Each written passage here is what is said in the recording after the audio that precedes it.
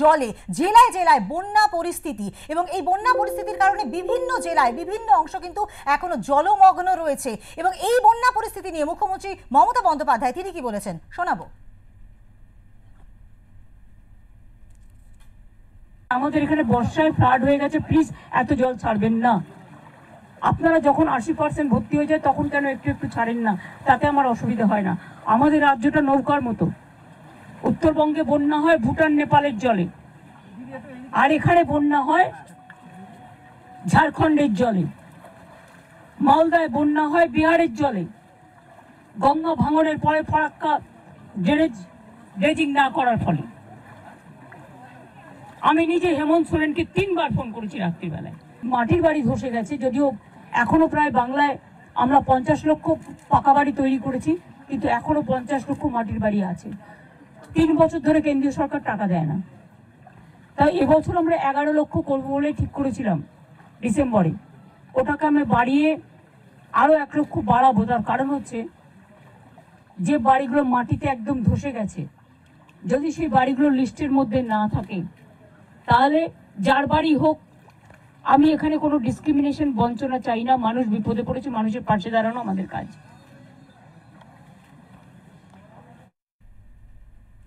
বন্যা পরিস্থিতি খতিয়ে দেখতে গতকাল মুখ্যমন্ত্রী মমতা বন্দ্যোপাধ্যায় তিনি গিয়েছিলেন এবং তিনি কি বলেছিলেন সে কথা শোনালাম আপনাদেরকে। এরপর এই যে বন্যা পরিস্থিতির কারণে বিভিন্ন জেলায় জলমগ্ন পরিস্থিতি এবং বহু বাড়িঘর কিন্তু জলের তলায় ডুবে রয়েছে এবং তার ফলে অসুবিধের সাধারণ মানুষ। হাওড়া আমতার ছবিটা ঠিক কেমন? সুচারু মিত্র রয়েছে আমাদের প্রতিনিধি, আমরা সরাসরি পৌঁছে যাব তার কাছে। সুচারু, হাওড়া আমতায় জলমগ্ন চতুর্দিক, বহু বাড়িঘর জলের তলায়, কি পরিস্থিতি দেখতে পাচ্ছ? ত্রাণ কার্য কতদূর সম্পন্ন হয়েছে? প্রথমে মৌসুমী বলি, শুধু বহু বাড়িঘর নয়, প্রায় 14 থেকে 15টা গ্রাম আমতা থেকে উদয়নারায়ণপুর বিস্তীর্ণ এলাকা এই মুহূর্তে জলের তলায়। আমরা রয়েছি শেহগিরিতে এবং সেখানেও দেখো একই রকমভাবে বিস্তীর্ণ গ্রাম জলের তলায়, সাধারণ মানুষের জল যন্ত্রণা, গোটা জলমগ্ন পরিস্থিতি এখানে রয়েছে। এবং একটা সার্বিকভাবে যে বন্যা পরিস্থিতি যা নিয়ে উদ্বেগ ছিল মুখ্যমন্ত্রীর, এবং এখানে দেখতে পাচ্ছি আমরা জলের তলায় গোটা গ্রাম। কে বলবে যেটা একটা পিচ রাস্তা, সেই পিচ রাস্তার ওপরের অংশে এতটুকু ফাঁকা নেই কোথাও, দোকানপাট বন্ধ, এখানে বিক্রিবাট্টা বন্ধ, সাধারণ মানুষের জীবন আজকে উৎকণ্ঠায় রয়েছে। আমরা দেখতে পাচ্ছি, এটা কি আপনার ছেলে, এক সন্তানকে নিয়ে এক বাবা ঘুরে বেড়াচ্ছেন রাস্তায়। বাড়ির কি পরিস্থিতি? বাড়ি সব ডুবে গেছে, আর কি পরিস্থিতি? বাড়ি যাবো ওই সাইডে, সেই ওই সাইডে যেতে হবে ঘুরে ঘুরে। এখন বাড়িতে কতটা জল? বাড়িতেই 1 কোমর জল, কোথাও 1 কোমর, কোথাও 1 মানুষ সমান। 1 মানুষ সমান জল ছাড়া, মানে ওই যে দেখতে পাচ্ছেন তো ওইদিকে পুরো ডুবে গেছে, সব তো ডুবে গেছে, আর কি বলবো। একেবারেই বোঝা যাচ্ছে যে সাধারণ মানুষের অসুবিধাটা কোন জায়গায় রয়েছে। এই গ্রামেরই এক কিশোর আমার সঙ্গে রয়েছে, তার সঙ্গে একটু কথা বলবো। কি পরিস্থিতি তোমাদের গ্রামে, কতখানি জল রয়েছে এখনো? কাল সন্ধ্যে থেকে গ্রামে জল দেওয়া শুরু হয়েছে। সন্ধ্যের মধ্যে, রাতের মধ্যে পুরোপুরি 1 মানুষ জল হয়ে গেছে। থলি ইউনিয়নের মাঠ, আমাদের ওখানে মাঠে 1 মানুষ সমান জল। বাড়ি থেকে তো বেরোনো যাচ্ছে না, যাই করে ভালাই করে বেরিয়ে একটু এদিকে ঘুরতে এসেছি। মোটামুটি মানুষ হাফ কোমর করে জল, পুরোপুরি প্রায় সব জলমগ্ন হয়ে গেছে। একেবারে সেই সার্বিক পরিস্থিতি কিন্তু আমরা এখানে দেখতে পাচ্ছি। এবং একেবারে দেখো যে একতলা বাড়ির একটা অংশ ডুবে গিয়েছে, কোথাও আবার দোকানপাটের 50% জলের তলায়। এটাই এখানকার সার্বিক পরিস্থিতি এবং সার্বিকভাবে এখানে একেবারে জল নামার কোনো ইঙ্গিত নেই। মুখ্যমন্ত্রী অভিযোগ করেছেন ডিভিসির ছাড়া জলে ম্যানমেড বন্যার তত্ত্বকে তিনি সামনে রেখেছেন। ত্রাণ নিয়ে অভিযোগ কিন্তু রয়েছে, সঠিক সময়ে ত্রাণ এসে পৌঁছচ্ছে না। এবং সার্বিকভাবে যে পরিস্থিতি এখানে দেখতে পাচ্ছ, কোথাও হাঁটু সমান, কোথাও কোমর সমান। আমি যে জলের মধ্যে এই মুহূর্তে দাঁড়িয়ে রয়েছি সেখানে হাঁটু সমান জল। একেবারে বুঝতে পারছো যতটা এগোবে তত কিন্তু জলের স্তর এখানে বাড়ছে। সাধারণ মানুষকে ভোগান্তির মধ্য দিয়েই যাতায়াত করতে হচ্ছে। এটাই এখানকার সার্বিক চিত্র এবং সেই ভোগান্তি তাদেরকে একেবারে বলা যেতে পারে প্রত্যেক বছর বর্ষা বা নিম্নচাপ বা কটালের সময় এই পরিস্থিতির শিকার তাদেরকে হতে হয়। এবং সার্বিকভাবে আমরা সেই ছবি এখানে দেখতে পাচ্ছি। একজন সাধারণ মানুষ, একজন সাধারণ নাগরিক এখানে রয়েছেন এবং তার সঙ্গে একটুখানি কথা বলবার চেষ্টা করব। কি পরিস্থিতি বলছি, গ্রামের তলায় এই মুহূর্তে কি পরিস্থিতি? জল কি কমছে নাকি আবার জোয়ার আসলে বেড়ে যাচ্ছে? জল অমনি এখন থেকেই বাড়ছে, জল বাড়তেই থাকছে। সকালের থেকে অনেক জল বেড়ে গেছে, প্রায় আপনার 2 থেকে 2.5 ফুট হাইটে, একেবারে 2 থেকে 2.5 ফুট হাইটে জল। এবং এখানে দেখতে পাচ্ছ যে কি পরিস্থিতি রয়েছে। একেবারে গ্রামবাসীরা তাদের গ্রাম বা তাদের বাড়ি ছেড়ে কেউ কেউ ত্রাণ শিবিরে যাওয়ার আশ্রয় নিচ্ছেন, কেউ কেউ আত্মীয়র বাড়ি চলে গিয়েছেন। আমি সার্বিকটা আবারও একবার কথা বলবো। এই বাসিন্দা রয়েছেন এই যে শেহগিরির মানে যত ভেতরের দিকে যাব জল কি আরো বেশি? হ্যাঁ, এক মানুষ কোথাও নেই।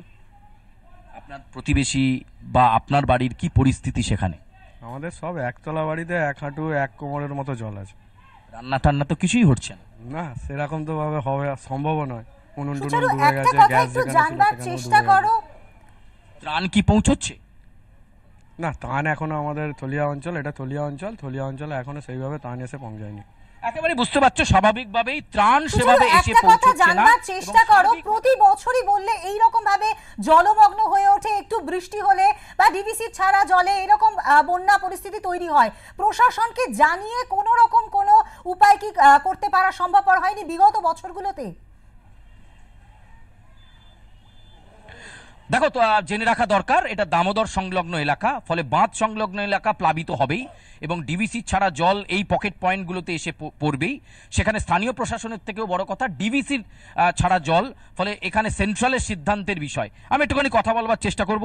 এর আগেও তো শেহগিরি ডুবেছে, বহুবার শেহগিরি ডুবেছে, মুখ্যমন্ত্রী ছুটে এসেছিলেন, কিন্তু জল জমার যে পরিস্থিতি সেখান থেকে কি আপনাদের মুক্তি কোনো বছর মিলেছে? না, কোনো বছরই মেলেনি।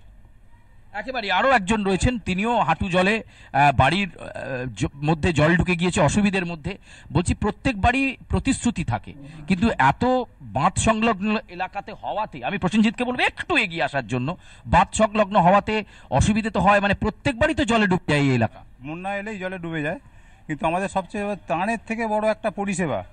আমাদের বাড়িতে যেতে গেলে প্রায় 1 গলা, কখনো কখনো সাঁতার কেটে যেতে হয়। এই এখন যাবো আমরা 1 গলা জলে, আর একটু জল বাড়লে সাঁতার কেটে যেতে হবে। সুতরাং এই যে নৌকার পরিষেবাটা খুবই কম, সেটা আমরা পাই না। একেবারে নৌকা পরিষেবা কম, তুমি স্বাভাবিকভাবেই বুঝতে পারছো যে জলের মধ্যে আমরা রয়েছি এই মুহূর্তে। সার্বিকভাবে পরিস্থিতিটাই বলে দিচ্ছে যে এই মুহূর্তে কি চিত্র রয়েছে।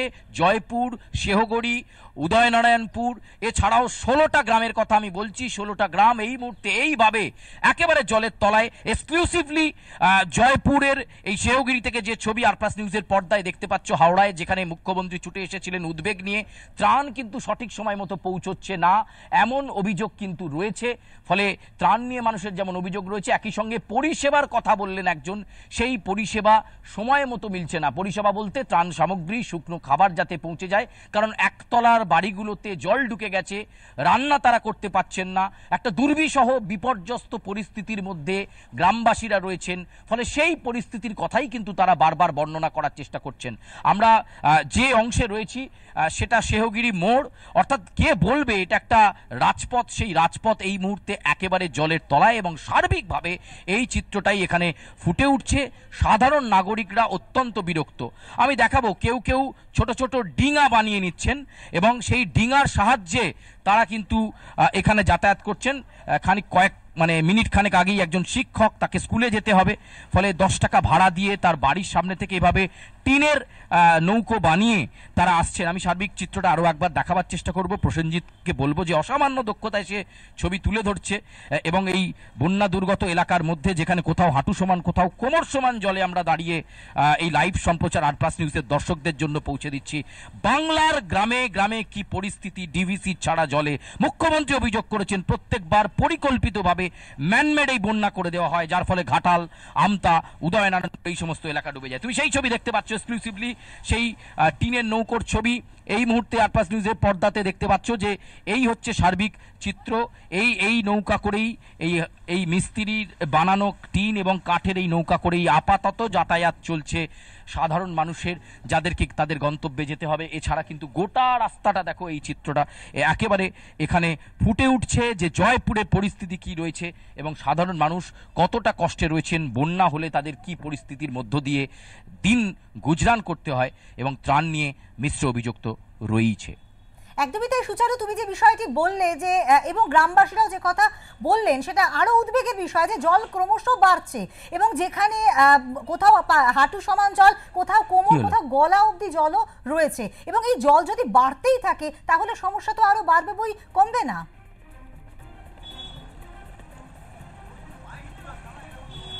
একেবারে আমি আবার একটুখানি সার্বিক চিত্রটা দেখাবার চেষ্টা করব।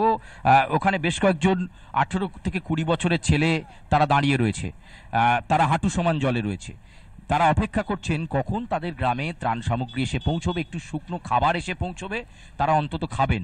এবং তারা এই যন্ত্রণা ভোগ করতে করতে কার্যত ব্যতিব্যস্ত। সমস্ত দোকানপাট এই মুহূর্তে বন্ধ শেহগিরিতে, তুমি দেখতে পাচ্ছ সেই ছবি। এবং একেবারে দোকানপাট এখানে কিন্তু বন্ধ রয়েছে। আমি একটু কথা বলি দাদা, একেবারে দোকানপাট সব বন্ধ, গ্রামের মানুষরা কি সবাই এখন বাইরেই? জানি না তোমার কিছু, এখন আমি এই মাত্র আসছি। একেবারে সার্বিকভাবে আমরা এখানে দেখতে পাচ্ছি সেই ছবিটা।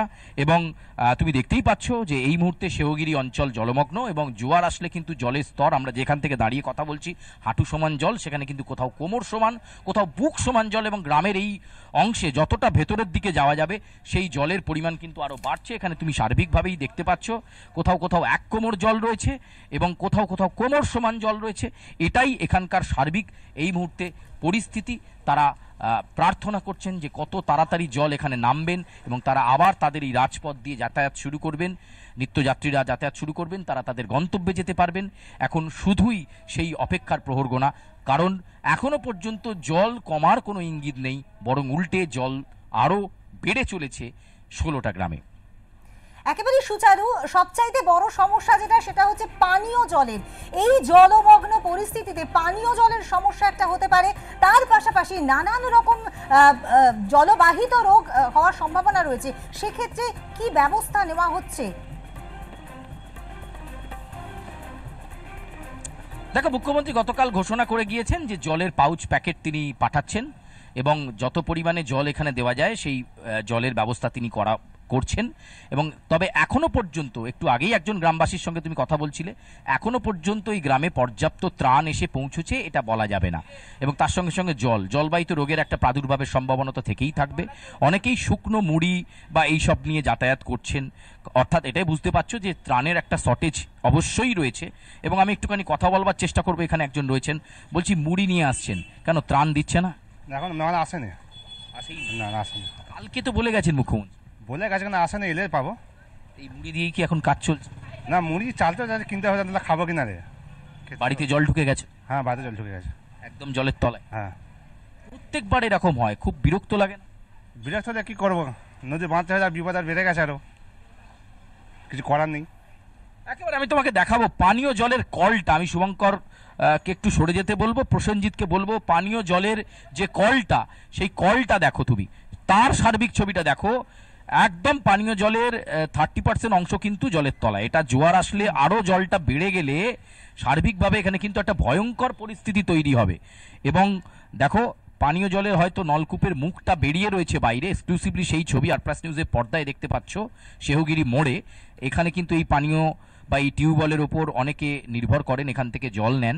ফলে এখন দেখো সেই পানীয় জলের জন্য মানুষের হাহাকার অবশ্যই রয়েছে, ত্রাণও এখনও ঠিকমতো এসে পৌঁছনি। আমি একটু ক্লোজলি শটটা দিতে বলবো, দেখো কি পরিস্থিতি রয়েছে। জাতীয় বা রাজ্য সড়কের পাশেই এই কল, সেখানে এই কলটার এই সার্বিক চিত্র, অর্থাৎ বুঝতে পারছো এখানে সাধারণ মানুষের কতটা কষ্ট করে যাতায়াত করতে হচ্ছে। ছাত্রছাত্রীরা যারা স্কুলে পড়েন, স্কুল খোলা রয়েছে, তাদেরকে এইভাবে যাতায়াত করতে হচ্ছে। দেখো এইভাবে জলের মধ্য দিয়ে সাইকেল নিয়ে তারা যাতায়াত করছেন, কোথাও মাথায় করে তারা সাইকেল নিয়ে আসছেন। ফলে এরকম একটা সার্বিক পরিস্থিতি কিন্তু এখানে রয়েছে।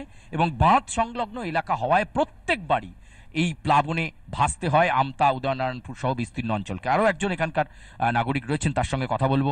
বলছি, প্রত্যেকবার এইভাবে জলের তলায় এক একটা সময় হয় না যে খুব বিরক্ত লাগে? বিরক্ত লাগলে কিছু করার নেই, তো প্ল্যানিং নেই। নদীকে সংস্কার হয়নি আজ দীর্ঘদিন, সেই সরোজরঞ্জন কাঁড়ার নদীকে সংস্কার করেছিল, তারপর থেকে নদীর সংস্কার নেই। যে জায়গাগুলোকে ড্যামে বাঁধ দেওয়ার কথা সেগুলো বাঁধ দেওয়া হয়নি। টাকা আসছে, টাকা ফরফিট হয়ে যাচ্ছে, এমএলএদের প্রধানদের পকেটে ঢুকছে। দিদি বলছে এটা ম্যানমেড বন্যা, আমি বলছি এটা ওম্যানমেড বন্যা, ওম্যানমেড বন্যা। কারণ যদি আগে থেকে পরিকল্পনা করা হতো, মনসুকো থেকে এই পাশে বাঁধটাকে যদি ঠিকমতো করা হতো, তাহলে এই বন্যাটা হতো না। এই বন্যাটাকে করিয়ে প্রত্যেক বছর খুঁড়োর কলের মতো টাকা আত্মসাৎ। পানীয় জলের তো সমস্যা অবশ্যই হচ্ছে, এখন তো জলের তলায় গোটা গ্রাম। হবে তো, এমনিতেই জল নেই, টিউবওয়েলগুলো পশ্চিমবঙ্গ সরকার তুলে দিয়েছে, কেন্দ্রীয় সরকারের যে পিএইচই আছে তা থেকে জল আছে, এই অবস্থা। পিএইচির এর ভেতরে জল ঢুকে গেছে, তো জলের সাধারণ মানুষ কষ্ট হবে। সার্বিকভাবে চিত্রটা কি সেটা বুঝতে পারছো, গ্রামবাসীরা পরিশ্রান্ত। আরো একজন রয়েছেন, তার সঙ্গে কথা বলবো। ত্রাণ কি পৌঁছচ্ছে সময় মতো? ত্রাণ এসেছে সেরকম মানে পৌঁছাচ্ছে না এখনো। আচ্ছা, এই প্রত্যেকবার জলের তলায় গ্রাম চলে যায়, বিরক্ত লাগে না একটা সময়? মানে ঘরের মধ্যে জল, রান্না করা যাচ্ছে না, মানে বাড়িতে যে জল ঢুকে বুঝতেই পারছেন কি অবস্থা হয় মানুষের, খুবই পরিস্থিতি খারাপের মধ্যে আছে। ঠিক আছে, জল আস্তে আস্তে বাড়ছে। একদমই তাই সুচারু, আমরা বুঝতে পারছি যে এলাকার মানুষদের কিন্তু একটা বিক্ষোভ রয়েছে এবং সেক্ষেত্রে অনেকে কিন্তু দুষ্টেন পরিকল্পনাহীনতার কারণে এই ধরনের সমস্যা হচ্ছে এবং সেখানে ত্রাণ এসে পৌঁছয়নি, সমস্যা রয়েছে, তার ফলে এলাকার মানুষজন কিন্তু একটা প্রবল সমস্যার মধ্যে রয়েছেন। ধন্যবাদ সুচারু তোমাকে।